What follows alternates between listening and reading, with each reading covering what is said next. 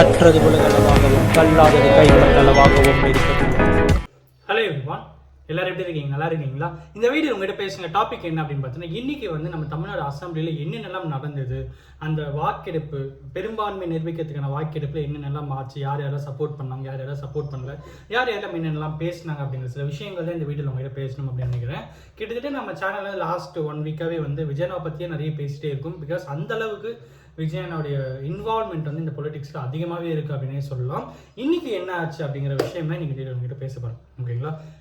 May 13 எதுக்கு முக்கியமான ஒரு நாள் அப்படின்னு பார்த்தீங்கன்னா, விஜயண்ணா அசம்பிளியில் பெரும்பான்மையை நிரூபிக்கணும். எதுக்கு அப்படின்னு பார்த்தா சிஎம் ஆகிறதுக்கு. சிஎம் ஆகுது 234 கேண்டிடேட்ஸ், 234 எம்எல்ஏஸில் 118 பேர் வந்து ஒருத்தரை வந்து சப்போர்ட் பண்ணி நாங்கள் வந்து இவருக்கு சப்போர்ட் பண்ணுறோம் அப்படின்ட்டு சொல்லணும். அதில் இருக்கும்போது என்ன ஆகும் அப்படின்னு பார்த்தீங்கன்னா, 118 பேர் வந்து சப்போர்ட் பண்ணுற பட்சத்தில் மெஜாரிட்டி அப்ரூவ் பண்ணும்போது விஜயண்ணா வந்து சிஎம்மாக கண்டினியூ ஆவார். ஓகேங்களா? அதற்கான முக்கியமான நாள் தான் இன்னைக்கு. ஓகேங்களா? ஸோ இன்னைக்கு வந்து சட்டசபை கூடுது, நிறைய பேர் வராங்க, கிட்டத்தட்ட 234 கேண்டிடேட்ஸ் வராங்க. அதில் என்ன ஆகுது அப்படின்னு பார்த்தீங்கன்னா, ஃபர்ஸ்ட் வந்து பிரேமலதா மேம் வந்து ஸ்டார்ட் ஆகுது. பிரேமலதா மேம் வந்து நாங்கள் வந்து சப்போர்ட்டும் பண்ணல, சப்போர்ட்டும் பண்ணாமையும் இல்லை அப்படின்ற பட்சத்தில் ரெண்டுமே பண்ணல, நான் நடுநிலையாக இருந்துடுறேன் அப்படின்ற மாதிரி போயிடுறாங்க. அடுத்து வந்து பார்த்திங்கன்னா நம்ம பிஎம்கேயில் இருக்கிற மேம், ஓகேங்களா, அன்புமணி ராமதாஸ் சாருடைய ஒய்ஃப் அவங்க. ஓகேங்களா? ஸோ அவங்க வந்து என்ன சொல்கிறாங்க, நான் நடுநிலை, நான் சப்போர்ட்டும் பண்ணல, ஆதரிக்கவும் இல்லை ஆதரிக்காமையும் இல்லை அப்படின்ற மாதிரி ஒரு ஸ்டாண்ட் எடுத்துடுறாங்க.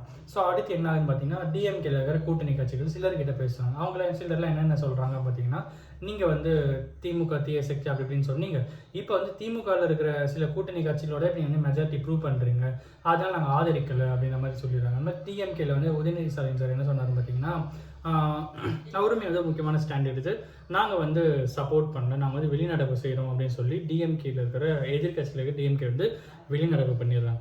இதுக்கு நடுவில் ஒரு முக்கியமான ஒரு ட்விஸ்ட் நடந்தது, மிகப்பெரிய ஒரு சீனு சம்பவம் எப்படினாலும் சொல்லலாம். என்ன அப்படின்னு பார்த்தீங்கன்னா, எடப்பாடி பழனிசாமி சார் வந்து பேசுகிறார். ஏடிஎம்கேவுடைய பொதுச் செயலாளர் எடப்பாடி பழனிசாமி வந்து என்ன சொல்கிறாருன்னா, இந்த மாதிரி எங்கள் கட்சியில் இருக்கிற சிலரை வந்து டிவிகேல வந்து பேரம் பேசினாங்க, அவங்க வந்து மினிஸ்டர் பதவி கொடுக்குறேன்னாங்க, இது மாதிரி சில விஷயங்கள்லாம் முன்னெடுத்து இங்கேருந்து சிலர் வந்து அவங்களுக்கு சப்போர்ட் பண்ண சொல்லி பேசினாங்க. இது வந்து ரொம்ப ரொம்ப தப்பான ஒரு விஷயம். எங்கள் கட்சிக்குள்ள 1000 பிரச்சனை இருக்கலாம், நீங்கள் எதிர்கட்சி நீங்கள் வந்து வேற ஒரு வெளியிலேருந்து ஒரு கட்சியை நீங்கள் எப்படி இதுக்கு வந்து நீங்கள் சப்போர்ட் பண்ணுவீங்க, நீங்கள் எப்படி இதில் வந்து இன்வால்மெண்ட் ஆகிட்டு இது ஒரு சான்ஸாக எடுத்து நீங்கள் எடுத்துகிட்டு போகிறது அப்படிங்க எந்த அளவுக்கு தர்மம் அப்படின்ற மாதிரி சில கேள்விகளை வந்து எடப்பாடி பழனிசாமி சார் எடுத்து வச்சு அவர் வந்து அவரோட ஸ்டாண்டை வந்து எடுத்து வைக்கிறார். ஓகேங்களா? அதனால நான் வந்து டிவிகேக்கு சப்போர்ட் பண்ணல, ஏடிஎம்கே வந்து சப்போர்ட் பண்ணாது அப்படின்ற ஒரு ஸ்டாண்ட் வந்து எடுத்து வச்சுட்டாரு. பட் இங்கே மிகப்பெரிய ட்விஸ்ட் என்ன அப்படின்னு பார்த்தா, எஸ்பி வேலுமணி சார். ஓகேங்களா? ஸோ அவருமே ஏடிஎம்கேக்கு ஒரு முக்கியமான ஒரு எம்எல்ஏ, அவர் வந்து ஒரு சீனியர் எம்எல்ஏ. ஓகேங்களா? Senior person ADMK.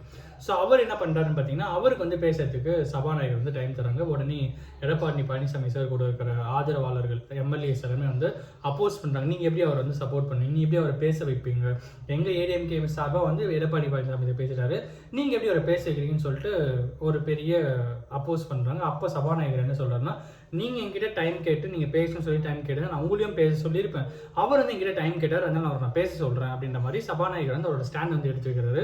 அதுக்கப்புறம் எஸ்பி வேலுமணி சார் என்ன சொல்கிறாருன்னா, நாங்கள் வந்து எதுக்குமே வந்து மந்திரி போஸ்ட்டுக்குலாம் ஆசைப்பட்டு எதுவுமே பண்ணலை, டிஎம்கேவை எதிர்க்கிறது தான் டிவிகேவோட விஷயமா இருக்கிறதுனால நாங்கள் வந்து டிவிகேக்கு சப்போர்ட் பண்ணுறோம் அப்படின்னு சொல்லி அவரோட ஸ்டாண்ட் வந்து எடுத்து வைக்கிறார். டிஎம்கேல ஒரு பக்கம் வெளிநடப்பு செய்கிறாங்க, ஏடிஎம்கேல ரெண்டாக பிரிஞ்சு ஒரு தரப்பு எடப்பாடி பழனிசாமி தரப்பு வந்து சப்போர்ட் பண்ண மாட்டேன் அப்படின்னும், எஸ்பி வேலுமணி சார் தரப்புல சிலர் வந்து சப்போர்ட் பண்ற அப்படின்றாங்க. கிட்டத்தட்ட 26 எம்எல்ஏஸ் கிட்ட ஏடிஎம்கேல இருக்கிற 26 எம்எல்ஏஸ் வந்து டிவிகேக்கு சிஎம் விஜயனுக்கு வந்து சப்போர்ட் பண்றாங்க, நீங்க சிஎம்மா கண்டினியூ பண்ணலாம் அப்படின்னு சொல்லிட்டு. அதுக்கப்புறம் வந்து ஓட் நடக்குது. அந்த ஓட்டில் வந்து 120 மெஜாரிட்டி காமிச்சிட்டு இருந்ததுல 2 எம்எல்ஏஸ் வந்து நாங்கள் வந்து சப்போர்ட் பண்ணலை, டிஎம்கேக்கு தான் பண்ணோம் அப்படின்னு சொல்லி அவங்க ஸ்டாண்டை எடுத்துடுறாங்க. அஸ்லிங் ஐ திங்க் முஸ்லீம் லீக் பார்ட்டின்னு நினைக்கிறேன். ஓகேங்களா? CPM or something else. So அவங்க வந்து சப்போர்ட் பண்ணலை அப்படிங்கிற பட்சத்தில் 118 மெஜாரிட்டியை ப்ரூவ் பண்ணிடுறாங்க. பட் இங்கே மிகப்பெரிய ட்விஸ்ட் என்ன நடக்குது அப்படின்னு பார்த்தீங்கன்னா, ஏடிஎம்கேலேருந்து 26 எம்எல்ஏஸ் வந்து டிவிகேல விஜயநாயக் சப்போர்ட் பண்ணுறாங்க.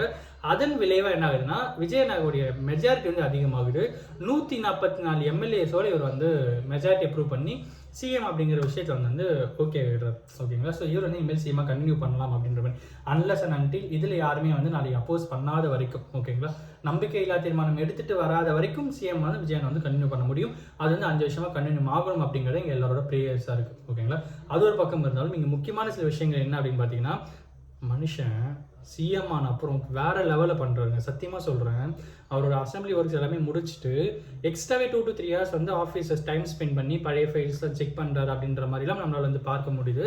அந்தளவுக்கு அவர் வந்து இன்வால்மெண்ட்டாக வந்து ஒர்க் பண்ணுறாரு. 200 கோடி ரூபா சம்பளம் வாய்ந்த ஒருத்தர் 2 லட்ச ரூபா சம்பளத்தை நீங்கள் மக்களுக்காக வேலை செய்கிறாரு அப்படிங்கிறது வந்து ரொம்ப ரொம்ப முக்கியமான ஒரு விஷயமா இருக்குது. இது ஒரு பக்கம் இருந்தாலும் இன்னொரு பக்கம் வந்து SP Velumani sir, Vijayabaskar sir, அப்புறம் வந்து சிவி சண்முகம் சார், இவங்க வந்து ஏடிஎம்கேல இருக்கிற முக்கியமான எம்எல்ஏஸ், சீனியர் பர்சன்ஸ், இவங்க வந்து ஒரு மிகப்பெரிய அலிகேஷனை எடப்பாடி பழனிசாமி சார் மேலே வந்து வைக்கிறாங்க. ஓகேங்களா, பொதுச் செயலாளர் மேலே வைக்கிறாங்க. இவங்க என்ன சொல்கிறாங்கன்னா, நான் வந்து கட்சியை பிரிக்கணும்லாம் ஆசைப்படல, எடப்பாடி கட்சியை பிரிக்கணும் அப்படின்னு சொல்லிட்டுலாம் நாங்கள் வந்து விரும்பலை, எடப்பாடி பழனிசாமி தான் பொதுச் செயலாளராக இருப்பார், அதில் எந்த ஒரு மாற்று கருத்தும் இல்லை, ஏடிஎம்கே உடையுது அப்படின்னு சொல்லி வதந்தி பரப்பாதீங்க அப்படின்னு விஷயம் சொல்லி அதுக்கப்புறமா அவங்க என்ன சொல்கிறாங்கன்னா, இங்கே பாருங்கள், நாங்கள் வந்து இந்த பாலிட்டிக்ஸ்லாம் வந்து ரிசல்ட்லாம் வந்த அப்புறம் எடப்பாடி பழனிசாமி சார் வந்து என்ன பண்ணுறாங்கன்னா, எங்களுடைய ஹோட்டல்ஸுக்கு வந்து எங்கள் எம்எல்ஏஸ் எல்லாமே ஸ்டே பண்ணி ஹோட்டல்ஸுக்கு வந்து நான் வந்து டிஎம்கேயோட சப்போர்ட்டில் சிஎம் ஆக போகிறேன், அப்புறம் வந்து நீங்கள் எல்லாருமே மினிஸ்டர்ஸ் ஆகிட போகிறீங்க அப்படின்ற மாதிரி ஒரு விஷயத்த சொன்னார். எங்களுக்கு ரொம்ப ஷாக் ஆகிடுச்சு. என்ன இப்படி சொல்கிறீங்க, டிஎம்கேவை எதிர்த்து தான் ஏடிஎம்கே ஓப்பன் பண்ணப்பட்ட கட்சி, இதில் இந்த மாதிரி ஒரு சம்பவம் நடக்குதா அப்படின்றது மிகப்பெரிய அலிகேஷனாக இருக்குது அப்படின்றது எல்லாருக்குமே ஷாக் ஆகுது. என்ன இவங்க இப்படி சொல்கிறாங்க அப்படின்னு சொல்லிட்டு அதில் எஸ்பி வேலுமணி சார் சொல்கிறேன்னா, எங்களுக்குமே ரொம்ப ஷாக்கிங்காக இருந்தது. எடப்பாடி பழனிசாமி மாதிரி சொல்லும்போது எனக்கு ரொம்ப ஷாக்கிங்காக இருந்தது.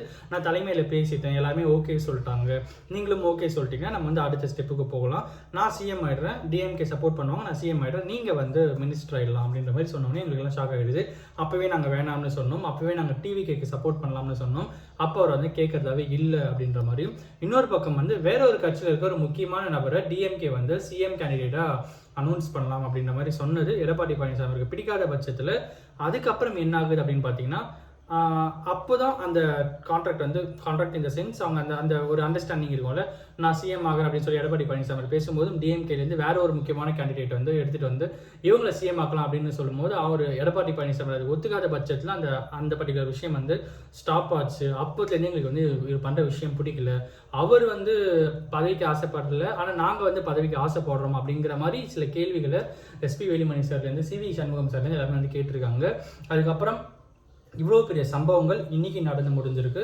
விஜயனாவுமே வந்து யார் பேசாலும் நோட்ஸ் எடுத்துக்கிட்டு அதுக்கான கரெக்டான பதில் அவர் சொல்கிறதுலேருந்து குதிரை பேரம்லாம் நடக்கல, குதிரை வேகத்தில் இந்த அரசியல் வந்து நகரும், எங்களுடைய அரசாங்கம் வந்து நகரும் அப்படிங்கிற விஷயத்தையும் வந்து விஜயனா பேசியிருக்காரு. ரொம்ப ட்விஸ்டிங்கோட பயங்கரமாகவே வந்து இந்த இன்னைக்கான அசம்பிளி வந்து நடந்து முடிஞ்சது.